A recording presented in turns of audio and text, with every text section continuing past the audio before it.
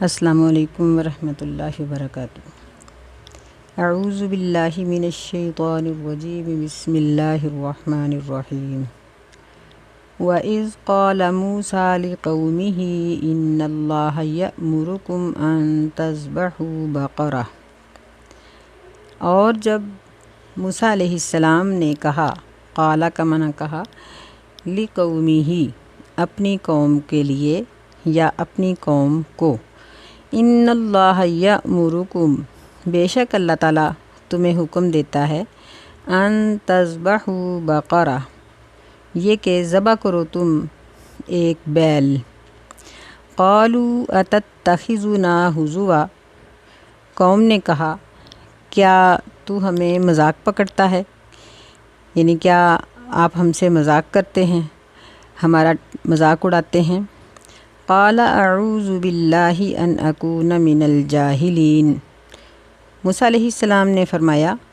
اعوذ باللہ میں اللہ کی پناہ چاہتا ہوں اس بات سے کہ میں جاہلوں میں سے ہو جاؤں۔ قالوا ادع لنا ربک یبین لنا ما ہی، قوم نے کہا، ادع لنا دعا کر ہمارے لیے اپنے رب سے، یبین لنا کہ وہ ہمارے لیے واضح کر دے، ما ہی کہ وہ گائے کیسی ہے یا وہ بیل کیسا ہے۔ قال انہ یقول انہا بقرۃ لا فارض ولا بکر، موسیٰ علیہ السلام نے فرمایا، انہ یقول بے شک اللہ تعالیٰ فرماتا ہے کہ بے شک وہ گائے لا فارض نہ وہ بوڑھی ہے، ولا بکر اور نہ بچی، عوان بین ذالک جوان ہے وہ ان دونوں کے درمیان، دونوں عمروں کے درمیان۔ فَافْعَلُوا مَا تُؤْمَرُونَ پس کرو جو تمہیں حکم دیا گیا ہے۔ قَالُوا ادْعُ لَنَا رَبَّكَ يُبَيِّن لَّنَا مَا لَوْنُهَا قوم نے کہا کہ دعا کرو ہمارے لیے اپنے رب سے، یُبَيِّن لَّنَا کہ وہ ہمارے سامنے بیان کرے، ما لَوْنُهَا کہ اس کا رنگ کیا ہے۔ قال انہ یقول انہا بقرۃ صفراء، موسیٰ علیہ السلام نے فرمایا کہ بے شک اللہ تعالیٰ کہتا ہے، انہا بقرۃ صفراء بے شک وہ گائے زرد رنگ کی ہے، فاقع لونہا اس کا رنگ تیز ہے، نمایاں ہے، تسر الناظرین اچھی لگتی ہے یا خوش کرتی ہے دیکھنے والوں کو۔ قالوا ادع لنا ربک یبین لنا ما ہی قوم نے کہا کہ دعا کرو ہمارے لیے اپنے رب تعالیٰ سے کہ وہ ہمارے لیے واضح کر دے کہ وہ گائے کون سی ہے۔ ان البقرۃ تشابہ علینا بے شک وہ گائے ہم پر مشابہ ہو گئی ہے، وَإِنَّا إِن شَاءَ اللَّهُ لَمُهْتَدُونَ اور بے شک اگر اللہ تعالیٰ نے چاہا تو ہم ضرور ہدایت پانے والے ہوں گے۔ قال انہ یقول انہا بقرۃ لا ذلول تثیر الارض ولا تسقی الحرث، موسیٰ علیہ السلام نے فرمایا کہ بے شک اللہ تعالیٰ فرماتا ہے کہ بے شک وہ گائے لا ذلول یعنی کام کاج نہیں کرتی، متی نہیں ہے، ذلیل نہیں ہے، تثیر الارض کہ وہ زمین کو پھاڑے، ولا تسقی الحرث اور نہ ہی کھیتی کو پانی پلاتی ہے،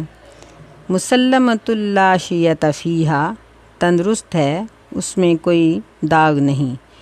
قالوا الآن جئت بالحق قوم نے کہا کہ الآن اب لایا ہے تو حق بات۔ فذبحوها پس انہوں نے اس کو ذبح کر دیا، وما کادوا یفعلون اور وہ ایسا کرنے کے قریب نہیں تھے۔ اب ہم اس کو دوبارہ دیکھتے ہیں۔ یہ موسیٰ علیہ السلام کی قوم کا واقعہ ہے جس کی تھوڑی بہت تفسیر بنی اسرائیلی کتابوں سے ہی ملتی ہے، جن کے بارے میں نبی علیہ السلام نے فرمایا کہ ان کو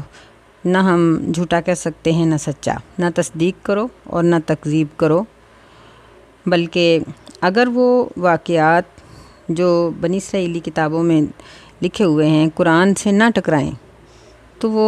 ضرورت کے مطابق بیان ہو سکتے ہیں، لیکن ان سے بچنا چاہیے۔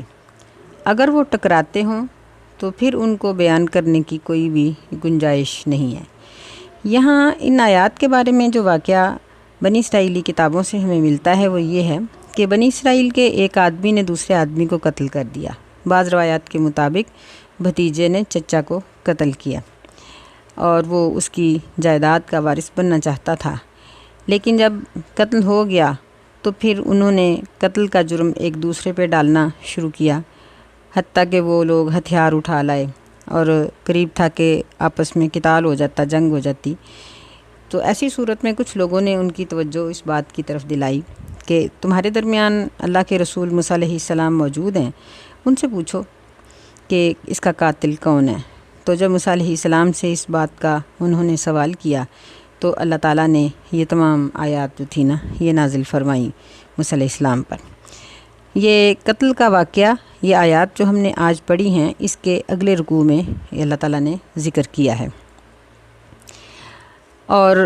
یہ ان کا معاملہ اللہ تعالیٰ نے موسیٰ علیہ السلام کے اس حکم سے شروع کیا ہے، کیونکہ یہاں بات قتل کی کرنا مقصود نہیں تھی، بلکہ بات یہ ہو رہی ہے کہ بنی اسرائیل کی فطرت کیسی تھی، وہ لوگ کیا کرتے تھے، ان کی عادات کیسی تھیں، اللہ تعالیٰ کی کس قدر انہوں نے نافرمانیاں کیں، اور اللہ تعالیٰ کے کتنے بڑے بڑے انعامات ان پر ہوئے۔ اس لیے اللہ تعالیٰ نے ان کے یہ بکثرت سوال و جواب کا اور ان کی ضد کا یہاں ذکر کیا ہے۔ بنی اسرائیلی ایک ایسی قوم تھی کہ جو قوم فرعون کے درمیان صدیوں تک رہی، انہی میں یہ لوگ پیدا ہوئے، انہی میں پلے بڑھے، بت پرستی کرتے ہوئے دیکھا، اور بتوں میں سے بھی زیادہ تر گائے کی پوجا کرنے والوں کو دیکھا تو گائے کی محبت ان کے دلوں میں راسخ ہو گئی، پیوست ہو گئی۔ جب یہ واقعہ قتل ہوا تو اللہ تعالیٰ نے ان کو اس بات پر بھی آزمانا چاہا کہ گائے کی محبت ان کے دلوں میں کس قدر ہے، لوگوں کو اس بات کا پتہ چل جائے، کیونکہ یہ لوگ اس سے پہلے بھی موسیٰ علیہ السلام کو یہ کہہ چکے تھے کہ ہم ایک گائے بنا دو تاکہ ہم اس کی عبادت کریں، تو موسیٰ علیہ السلام نے ان کو سمجھایا تھا۔ تو یہاں موسیٰ علیہ السلام نے ان کو یہ کہا کہ جب اللہ تعالیٰ کہتے ہیں کہ جب موسیٰ علیہ السلام نے اپنی قوم کو کہا کہ بے شک اللہ تعالیٰ یأمرو، آمارا یأمرو، یأمرو یہ مضارع کا صیغہ ہے کہ اللہ تمہیں حکم دیتا ہے، کم کا معنی تم سب کو، ان تذبحو یہ کہ تم ذبح کرو، بقرۃ گائے،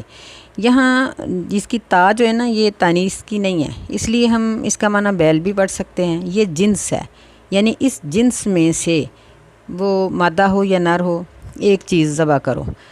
یا بعض نے اس کی تفسیر یہ کی ہے کہ ممکن ہے کہ بنی اسرائیلی لوگ جو کام کھیتی باڑی کا بیلوں سے لیا جاتا ہے وہ گائے سے بھی لیتے ہوں گے، اس لیے اللہ تعالیٰ نے یہاں بقرہ کا لفظ استعمال کیا ہے۔ زیادہ اس کا معنی یہی لیا جاتا ہے کہ اس سے مراد بیل ہے، کہ بیل اللہ نے کہا کہ ذبح کرو، تو وہ کہنے لگے کہ اتتخذون حضوا، حضو کا معنی ہوتا ہے ٹھٹھا اڑانا، مذاق اڑانا، ایسا مذاق جس میں جھوٹ ہو اور دوسرے کی تحقیر ہو، اس کو حضو عربی زبان میں کہا جاتا ہے۔ اور جو ویسے ہنسی مزاح ہے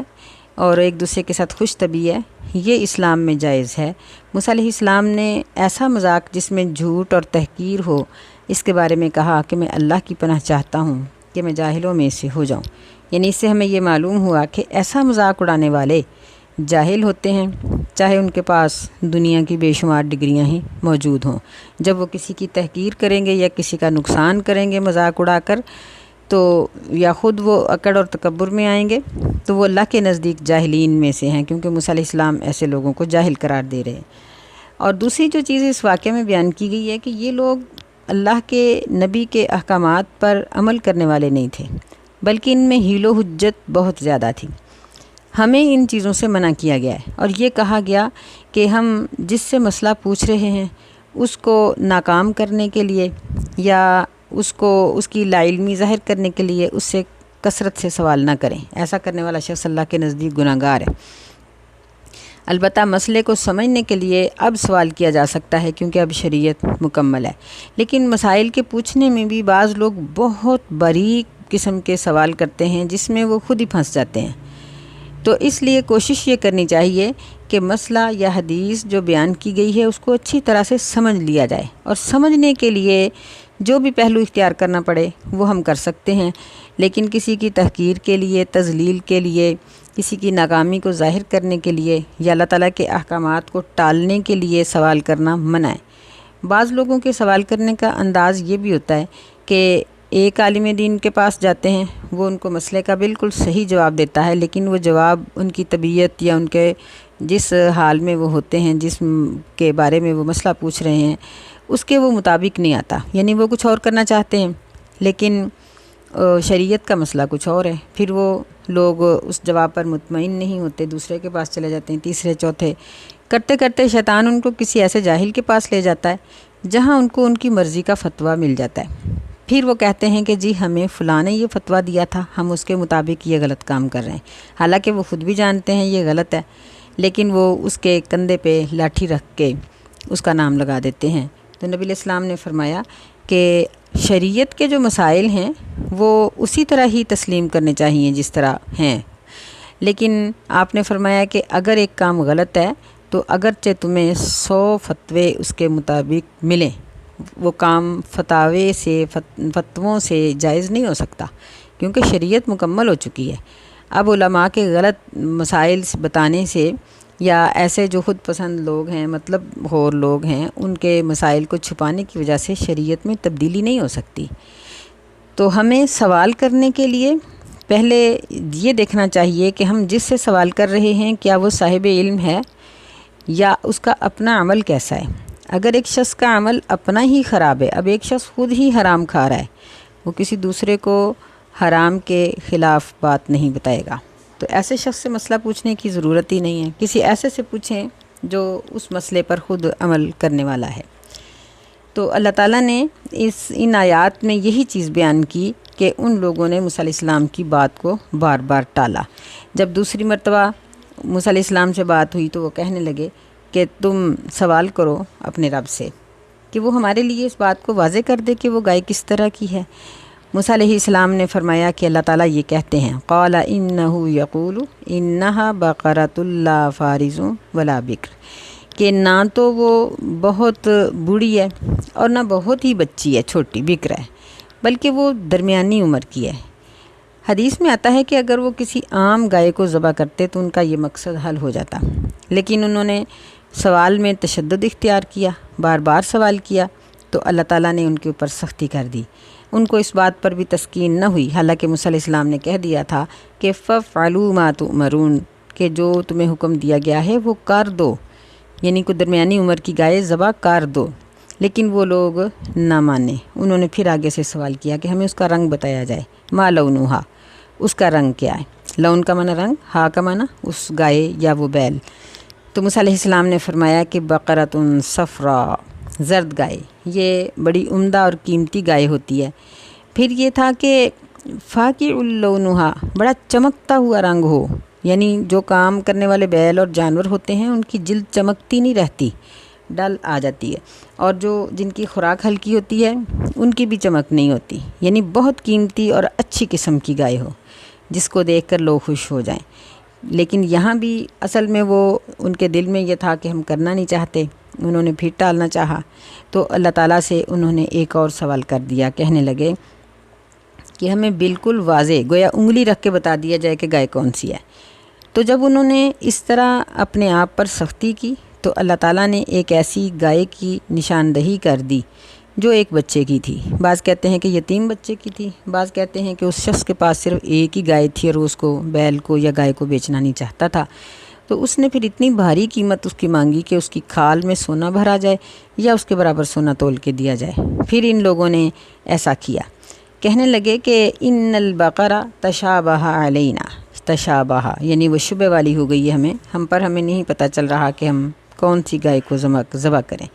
وَإِنَّا إِن شَاءَ اللَّهُ لَمُهْتَدُونَ، اگر اللہ تعالیٰ نے چاہا تو ہم ضرور ہدایت والے ہوں گے۔ نبی علیہ السلام نے فرمایا کہ اگر وہ انشاءاللہ نہ کہتے تو بھٹکتے ہی رہتے، یعنی اس کا مطلب یہ ہے کہ ہم لوگ بھی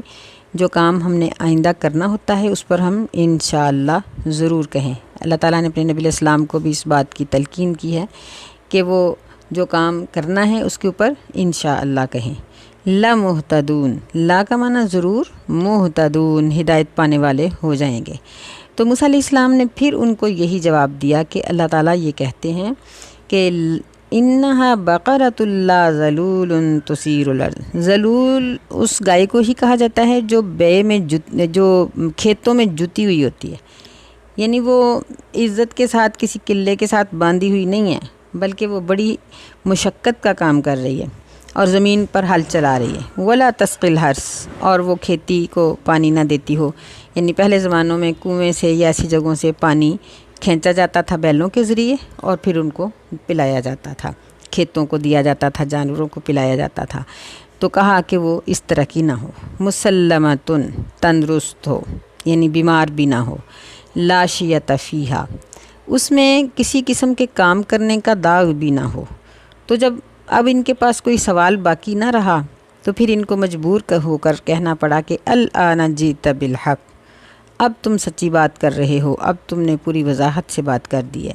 فذبحوها، تو پھر انہوں نے اس گائے کو ذبح کر دیا۔ وما کادوا یفعلون، اور وہ ایسا کرنے کے قریب نہیں تھے، یعنی ان کا مائنڈ نہیں تھا، ذہن نہیں تھا، لیکن اب ان کو ایسا کرنا پڑا۔ اللہ تعالی ہمیں شریعت کو سمجھنے کی توفیق دے اور اس طرح کے کثرت سوال سے ہمیں بچائے اور ہمیں عمل کرنے والوں میں شامل فرمائے، آمین۔ السلام علیکم ورحمۃ اللہ۔